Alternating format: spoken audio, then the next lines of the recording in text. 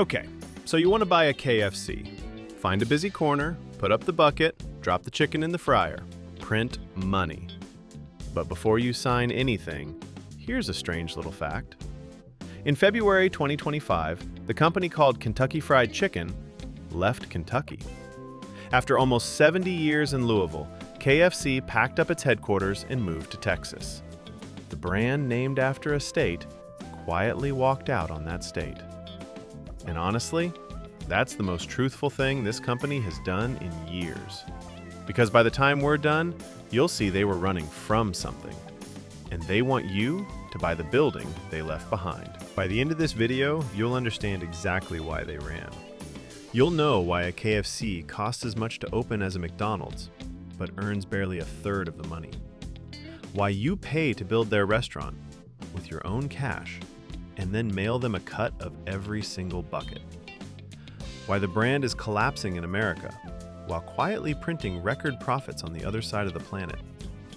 And why the US system has shrunk 3 years straight while new owners keep lining up to buy in anyway.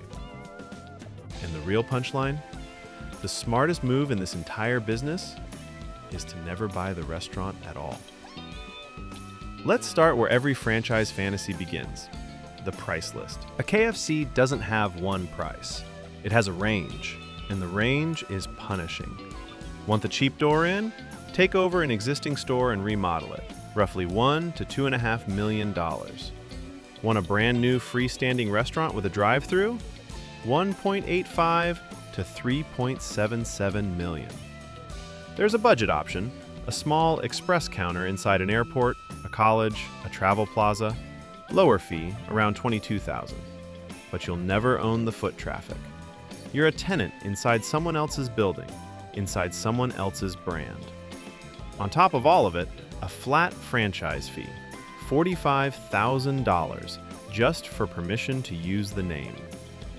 And here's the first wall. To even apply, KFC wants $750,000 in cash and a net worth above $1.5 million. Not borrowed, not financed, yours. They're not checking if you can open a restaurant. They're checking if you can survive the decade it takes to break even. Because they don't just take your money. First, they audition you. KFC doesn't want investors. It wants operators. People who'll stand at the fryer, not absentee owners watching from a yacht. They'll want proof you've run a business with 30, 50 employees. They'll dig through your finances, your history, your management record. And even if you pass, even if you're approved, you might wait years for a location to actually open up. You've already shown them the money. Now they decide whether you're even worth letting in. It's the only 7-figure purchase on earth where the seller gets to reject the buyer. So let's say you're in. The building is just the cover charge. The real bill arrives every month, forever.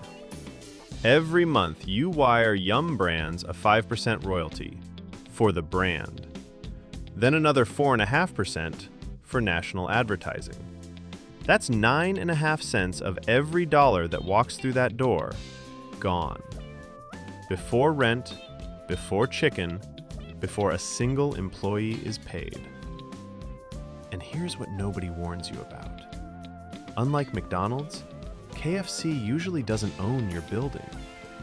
So you sign the lease, you fund the construction, you eat every risk, and Yum just takes its percentage off the top every month, whether you made money or not. So let's ask the only question that actually matters.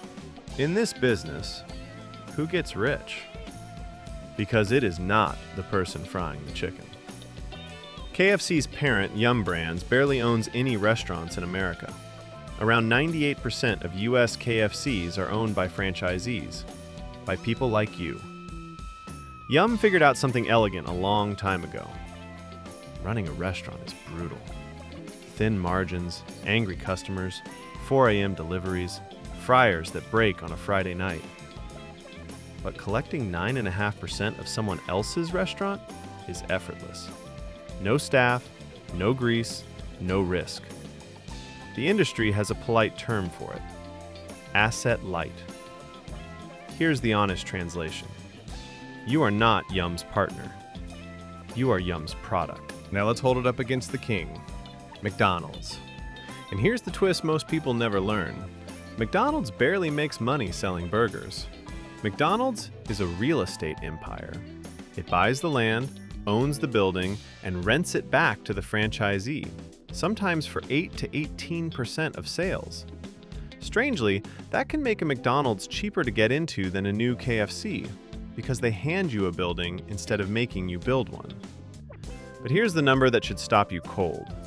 The average McDonald's pulls in about $4 million a year. The average American KFC? Somewhere between 1.3 and 1.6 million. Same fryers, same drive-through, roughly the same money to get in. 1/3 of the revenue. A typical McDonald's owner clears around $500,000 a year. A typical KFC owner? $95,000 to $160,000. You're buying the cost structure of a giant with the sales of a snack stand. But here's where it gets genuinely strange. KFC is not a dying brand. Globally, it's thriving. In China, it's a monster. Thousands of locations, record profits, hundreds of new stores opening every single quarter.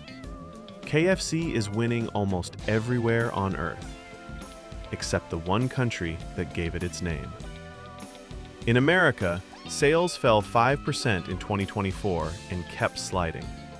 Customer traffic has dropped every quarter, some quarters down double digits. So the brand isn't broke. The chicken isn't the problem. The American franchise is just the part of the empire that's quietly being left to bleed out. And that's the exact part they're selling to you. Now, the machinery they don't explain until after you've signed. First word, AUV, average unit volume, just the yearly sales of a normal store. In America, that number has slid 3 straight years. Second word, territory. KFC does not give you an exclusive one. You get a protected radius, about 1.5 miles, or 30,000 people. Step 1 foot outside that line, and KFC can drop another KFC right down the road. A brand new competitor, wearing your exact logo, opened by the company you pay every single month. Third, the FDD, the Franchise Disclosure Document. Find item 19, read it slowly, and the dream goes very quiet. And it should go quiet, because the bodies are piling up. In a single year, KFC terminated 151 franchise agreements. Roughly 1 in 25 owners erased. Meet EYM Group, a multi-brand operator. They stacked up KFCs, Burger Kings, and Pizza Huts across the Midwest on borrowed money. When the math turned, they shut around 25 KFCs and filed for bankruptcy. And out in Fresno, another longtime operator just started closing its KFCs too. Over in Turkey, KFC's operator ran hundreds of stores until Yum cut ties. 283 locations went dark almost overnight. And while all this happens, Popeyes, Raising Cane's, and Wingstop keep stealing customers and opening on every corner KFC abandons. Yum survived every one of those collapses. The owners did not. Almost every KFC disaster comes down to 2 mistakes. Mistake 1, buying into a shrinking market like it's still booming. KFC is opening fewer than 20 new US stores a year, in a system that once held nearly 4,000. When a brand is retreating this quietly, every new owner is just grabbing a chair as the music slows down. Mistake 2, forgetting who holds the leash. No exclusive territory, 20-year agreements that can simply not be renewed. A franchisor that severs operators the second the numbers slip. You don't own a business, you rent permission. And permission can always be revoked. So step back. Look at what you actually bought. You bought a building you paid for, on land you only lease, selling a recipe you'll never own, under a name that's losing American customers in the one country the brand itself is walking away from. This was never a restaurant. It is the single most expensive way on earth to get a job working for Yum Brands.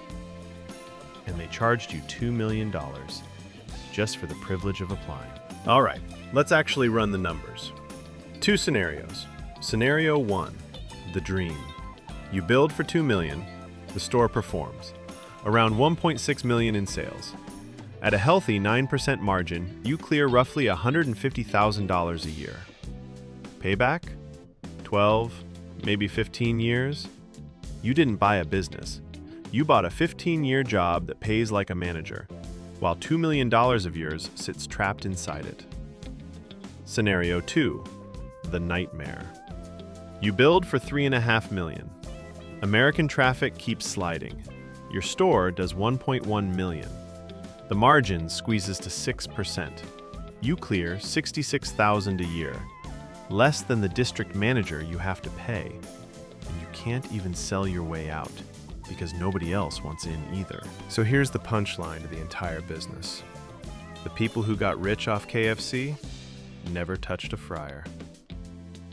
They owned the franchisor. They collected the 9.5% off thousands of stores. And when the American math finally turned ugly, they packed up and moved to Texas. You could have skipped the $2 million, the toilets, and the 20-year contract entirely, and just bought Yum Brands stock. Same chicken empire, none of the grease. The Colonel left Kentucky. Maybe that's your sign. If this changed how you see the Golden Bucket, subscribe. We tear down a new business like this every week. And tell me in the comments, would you still buy the KFC, or would you just buy the stock?